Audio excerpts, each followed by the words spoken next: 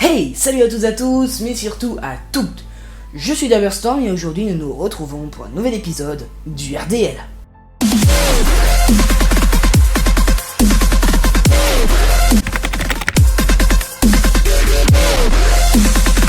Aujourd'hui, vous avez voté pour 10 machines de torture.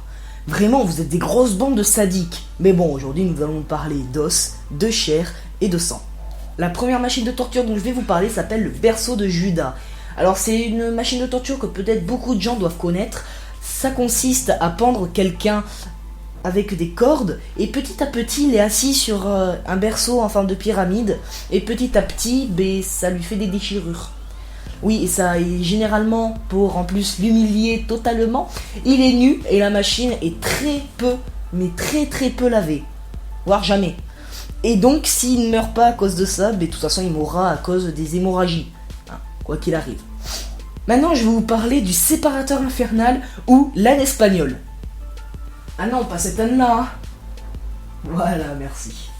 Alors cette machine consiste à être vraiment très terrifiante. Tout simplement parce qu'une personne est assise sur un pilier en bois en forme de V, mais à l'envers, donc en toit. Et elle était assise, les jambes écartées, avec des poids attachés aux pieds, que le bourreau lui mettait bien gentiment. Et elle finissait coupée en deux. Pauvre victime. Je vais maintenant vous parler du tortionnaire. C'est une machine de torture qui a été inventée au Moyen-Âge, mais qui était beaucoup utilisée par Attila le Hun.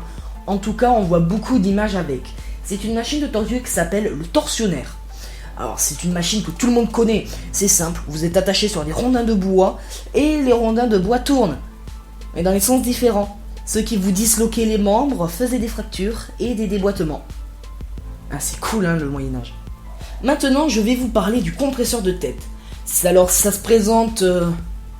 vous avez l'image. C'est une petite coupole qu'on vous placez sur la tête, telle, vous savez, les petites machines pour empêcher les aliens de lire dans vos pensées. Et le bourreau tournait une vis qui vous compressait la tête, d'où le nom, le compresseur de tête. Ce qui vous broyait d'abord la mâchoire, qui vous cassait les dents, et ensuite vous écrasait la tête. C'est une machine très terrifiante pour l'époque. Personnellement, c'est un casse-tête qui m'en fait perdre la mâchoire. La blague. Maintenant, je vais vous parler du broyeur de genoux. Image. Merci. Comme vous pouvez le voir, c'est une machine avec 2 rangées de pics.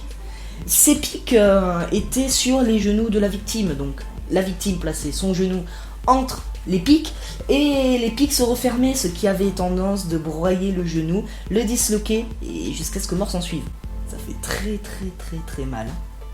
Maintenant, je vais parler d'une autre machine de torture que beaucoup de gens doivent connaître. Ça s'appelle la fourchette de l'hérétique. Image, comme d'habitude. Comme vous pouvez voir ici, c'est une fourchette placée entre le cou et le sternum. C'est un nom, je ne veux pas savoir pourquoi c'est comme ça. Alors, ceci fait, la fourchette est donc placée entre le cou et le sternum, et la victime est dans une position telle qu'elle ne peut pas dormir. De toute façon, si elle dort, la fourchette transpercera son cou et son sternum. Donc, ne vaut mieux pas. Maintenant, si vous avez des petits à côté de vous, faites-les partir, parce que c'est une machine de torture très violente, que je déconseille au moins de 13 ans. Ça fait très mal. Donc, s'il y a des gens avec âme sensible ou de moins de 13 ans, cassez-vous. Tout de suite. Vous avez 3 secondes. Tant pis, c'est parti. Je vais vous dire le nom de la machine et je vous laisse encore une chance après de partir. Ça s'appelle l'arracheur de langue. Non, toujours pas, d'accord. Alors l'arracheur de langue se présente comme un ciseau où l'on vous coinçait la langue dedans et le bourreau avait une méchante manie, c'était de tirer d'un coup sec.